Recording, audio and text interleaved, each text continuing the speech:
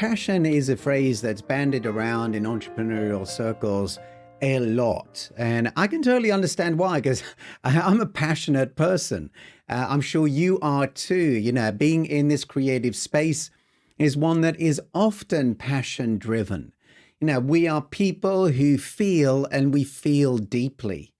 And we hear phrases often: discover your passion, follow your passion, live your passion, profit from your passion, build a business around your passion. And I've spoken these cute sounding phrases myself many, many times, you know, and in their context, sometimes they can make a great deal of sense. But I think they've become a kind of banner in the online world, and it can be applied in a much, sometimes they're applied so broadly that they actually lose their sense of reason, that they lose their grip on reality. You know, I was having a conversation recently with someone that I admire very greatly, a guy called Dave Chesson. He runs a blog called Kindlepreneur. Check it out. He's also hugely successful software creator. And in our conversation, he mentioned how much he hates these enticing expressions where we're told that we should just build and live and profit from our passion. And in it, he reminded me, because I was asking him about his entrepreneurial journey. I mean, it's a key thing, isn't it, really, that we want to really live from who we are, but we also need to actually pay our bills. And what greater way, as we've heard so many times, than if we do and we can make our living doing something we love, we'll never work another day in our life. That's what we're told. What a wonderful aspiration to have. But the entrepreneurial journey is often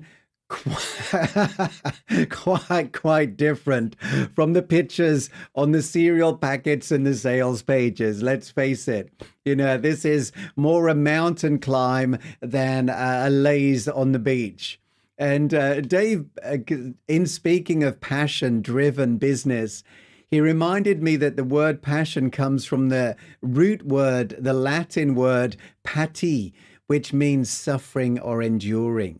You know, passion comes from the late Latin passionem, which means suffering and enduring, from the past participle stem of the Latin pati, which means to endure, to undergo, to experience that which must be endured. You know, when Mel Gibson titled his blockbuster movie The Passion of the Christ, he titled it for a reason. You know, he didn't call it the excitement of the Christ, or the obsessive hobby of the Christ, or things that Christ really likes to do. You know, just because you're passionate about something doesn't necessarily guarantee success. Many years ago, I was prophesied over. There was this, like, the only way I can describe her is like this wild grandma, yeah, would come and preach at our church sometimes.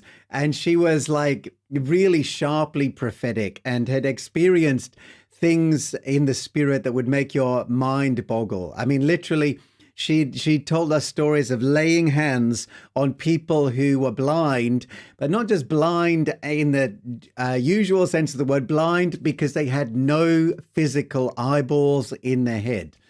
And she laid hands on their eyes, and God created eyeballs in their skull there and then.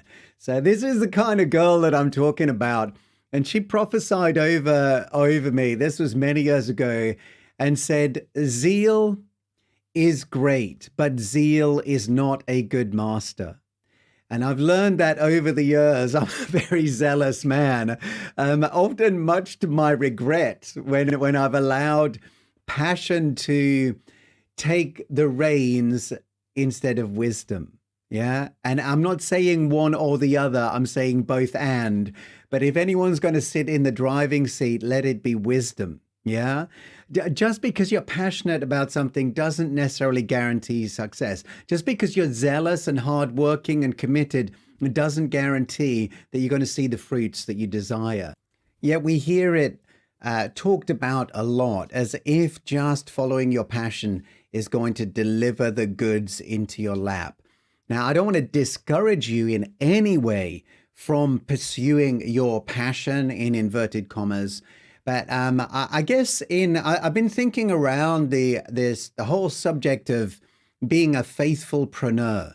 So being a faith-based minister in the marketplace, if you like. And by minister, I don't necessarily mean preacher, okay? I mean in any realm of business where you are out there, you are serving the king. It doesn't matter if you create widgets, if you write recipe books, or if you stand in a digital pulpit preaching to the masses. Everything that we do is submitted and sanctified unto the King, unto the Christ that we serve. So by kind of online ministry, I'm talking in the broadest kingdom sense. Yeah. But and so I would encourage you to explore that. I would encourage you to believe for that. But also, in thinking about encouraging, I think one of the failings sometimes that we fall into is that we highlight all of the benefits, but don't really prepare people for the journey that they're going to endure. The same is true sometimes of our Christian kind of gospel, that we like to emphasize the good bits, yeah, but we tend to back off when it comes to you're going to have to lay down your life, you're going to have to die to yourself, etc., etc. If you want to experience resurrection, you're probably going to have to go through a crucifixion first. Oh, and by the way, we're going to bury you in baptism just to make sure that you never come back alive. Yeah. And of course, the perspective is everything, but let's go into whatever endeavor we are seeking to experience with our eyes open. Experience shows us, really, another turn of phrase, that's often heard is if I can do this, anyone can do it. Often the marketers will put that out there, speaking from their gilded golden 8-figure business laptop or whatever else it may be. And I'm speaking a little kind of tongue in cheek here. So, do bear with me. I'm not in any way kind of criticizing, pointing fingers, etc., etc. I'm just highlighting a little bit of a kind of a gap. Yeah, that sometimes people are surprised when they come to it. I remember when I came to church, I got born again in quite a kind of remarkable manner and came to church. And I just thought, man, everyone in church is going to be just like Jesus. What a shock. When I discovered that most of the people in church were very much like me, full of flaws. Yeah, and so. This turn of phrase, if I can do this, anyone can do it. And on a purely practical level, this may be true. Absolutely, we can press the same sequence of buttons. But experience shows us that where one speaker, marketer, coach, fill in the blank, might run a certain promotion, set up a particular sales funnel, or run a webinar series with startling results, another person can then jump in and turn all those same handles, press all those same buttons, even say the same words, but with decidedly different outcomes. What gives? It's not just the man. It's not just what the man makes or the woman makes. It's not just what the man makes that makes the difference. It's actually the making of the man. Just because Elon Musk, and I'm picking up Elon's name because my kids were talking about him. They're fairly impressed with him sending spaceships into orbit and, building all of these radical new cars and et cetera, et cetera. But just because Elon Musk can blast a rocket into space doesn't mean that I can. He may say, well, if I can do it, you can do it. I'm not suggesting that Elon Musk would say that, but it's no different than when we come to whatever field of endeavor we want to engage in and we hear those words. Just because Pedro Adao, he's a tremendously successful and very genuine Christian marketer, but just because he can rack up 8 fat figures from online challenges that he runs doesn't mean that I will see the same results. I don't have the same experience, abilities, connections, confidence, revelation.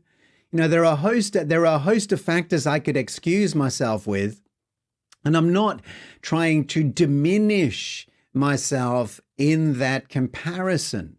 In fact, comparison is probably the worst thing you can possibly do if you're looking to actually make a difference and make a dent in the universe. The real determiner is simply this: I'm not Elon Musk. I'm not Pedro Adao. I'm David Lee Martin. That's who I am. And God did not make me to be a carbon copy. He made me, and you. There's a great verse in Ephesians 2, chapter 10. For we are his workmanship, created in Christ Jesus unto good works, which God has before ordained that we should walk in them. His plans are no less impressive for you than for anyone else. They are plans to prosper you, to give you a vibrant hope, and a fruitful future. But it's going to be a future and a hope in keeping with your personality, within the boundaries and scope of what he has prepared and planned and promised for you, that will bring you the greatest and deepest satisfaction and joy. And that is really essentially why we should work on ourselves, growing ourselves, encouraging ourselves, emboldening, educating, and edifying ourselves. Respect yourself and do all you can to develop and use your gifts. Staring out of the window, observing what everyone else is doing is really not going to get you where you want to be. Turn and look in the mirror and learn to appreciate what you see there. Understand that you're shaped by God for a purpose bigger than you can presently embody, and seek to become the man or woman that he needs you to be in order to fulfill the perfect plan for your life and make the things that he's called you to make. As I've said, and as I've titled this episode, it's not what the man makes, it's the making of the man that makes the difference. The scripture does, of course, say God is no respecter of persons, but this is spoken with reference to his righteousness and invitation into his kingdom. It doesn't mean that what is done for one, he'll do for another. I mean, that's a bit of a prickly statement for some. But, God's plan for your life is just as real and true as it is for anyone else, but it is not identical. And thinking that just because God acts and works a certain way in someone else's life, like demands that he should work that way in your life, is really a recipe for trouble. It's going to cause you a lot of frustration. You are uniquely his. You are his son, you are his daughter, and by God's grace, he has got something so special for your life. And it's not the same as for, whatever name you want to fill in the blank. Israel were God's chosen people. Throughout our very faith is built upon the covenants that God made with that people. And through miraculous intervention, they were freed from slavery. God patiently provided for and protected them through 40 long years in the wilderness. He brought them gloriously into their promised land and shaped them by the covenants he made with them for centuries to become the perfect people in which and through which the Messiah would be birthed. No other nation was shaped to carry that responsibility. These people, Israel, as we know, was shaped as much by suffering as by covenant and care. And the same, I believe, is true for you and me. Again, not a popular idea or message, but our experience tends to verify its veracity. God shapes the person that we are, oftentimes through the things that we suffer. Even the scriptures say that Jesus learned obedience through the things that he suffered. Passion, in the truest sense of the word, the things that we are willing to endure, the things that we are willing to suffer for, the things that we are willing to lay down our life for and pay a price to become, those are the things that mold our character and move us to act despite the challenges that we face along the way. So, like here in speaking of faithfulpreneurship, we need to understand, we need to heed the warning that entrepreneurial endeavors are not all glitter and glory. There are many nights of tears before joy breaks out in the morning sometimes. And why do I say this? Because I really don't want you stepping into the arena with rose-tinted spectacles, expecting your journey to be one without pain, to be one that is not full of questions or self-doubt or fear or fumbling or failure. All of these things will rack up. They come really as a guaranteed part of the package. And forgive me again if even mentioning such things is like vinegar, to in your eyes. I'm just wanting to be honest here. God shapes our character through many experiences, and not all of them are ones that we would necessarily invite. Business is life. It takes heart. It's not just inch-deep desire kind of passion that will successfully build a lasting, sustainable business. The rewards are worth the risk, but you really need to know who you are and be ready for God to build resilience into your spirit if you're going to step into building a business around your personality and your passions. It's going to take more than just a fancy website and a little charisma to do so. Being prepared to suffer for the things that we make, to go through some grueling examinations of your own limitations and mindsets, to stare failure in the face as well as eagerly embracing success. And at core, just because someone has done something successfully doesn't necessarily mean that you can too. Because each person, who has done something has a history. They've been formed by their experiences. Their mindsets have been shaped, sometimes over many years. Their beliefs have been forged in many a fire. So don't take this as a discouragement. I'm not saying that you can't accomplish what you set your heart to. I'm merely pointing out that character is what undergirds our endeavors. The building work often takes place inwardly as we step into our destiny. Don't wait until you feel ready before you step out.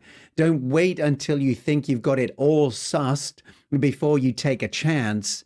It's as we begin to move and step into that creative destiny, believe God for the things that we believe He has placed within our hearts, that we change, that we learn, that we grow, that we go through some of these growing pains that we're talking about. It really is a journey. We discover in the doing, and some of those discoveries are not going to be comfortable. So I guess be prepared to suffer along the way, knowing that God will reward the diligent hand. Faith has to be coupled with patience in order to possess the promise. I'm learning this one hands-on right now.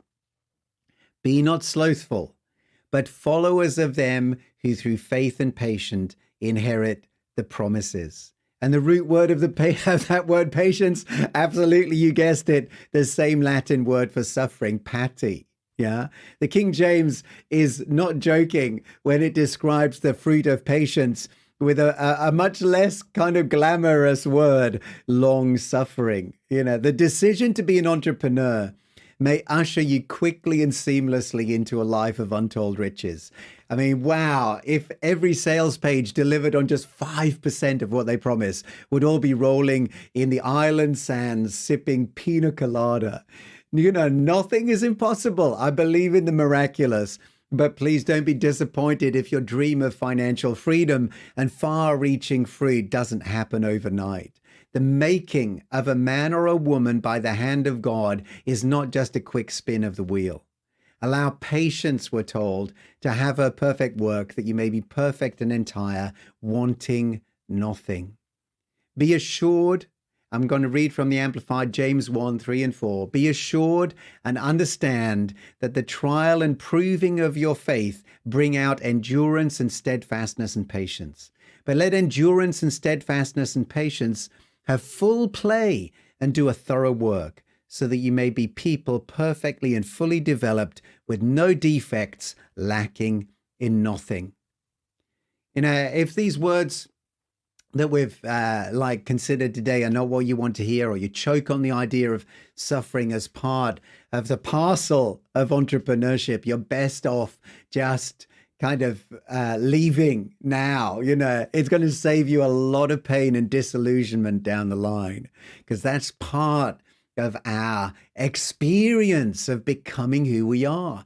We learn not only what we are good at and what we can do and what we do bring to the table. All of those things are amazing, and I speak of them so often.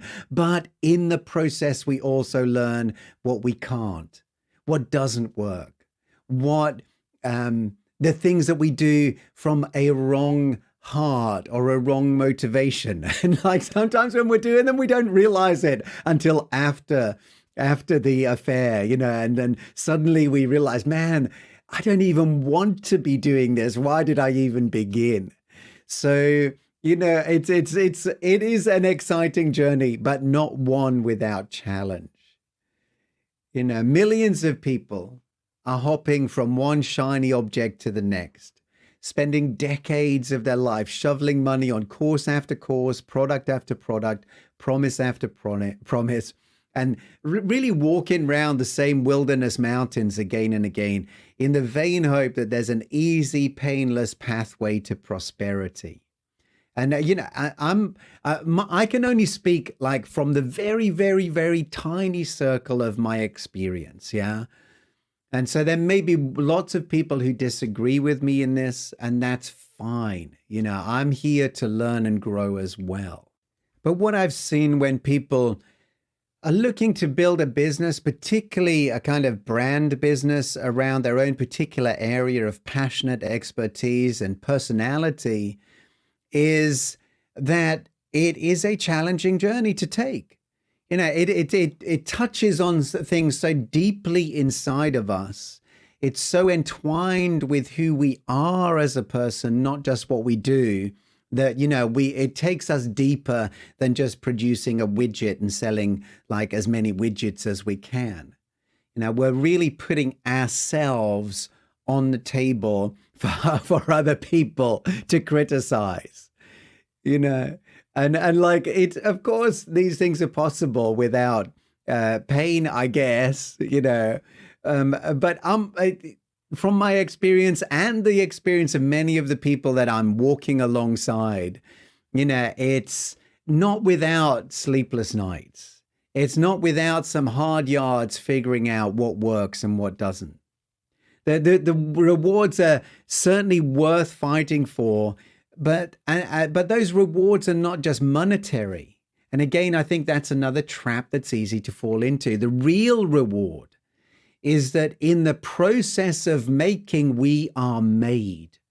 We become the people that God needs us to be in order to fulfill the great purpose He has placed us on the planet for. You are essentially in the business of becoming.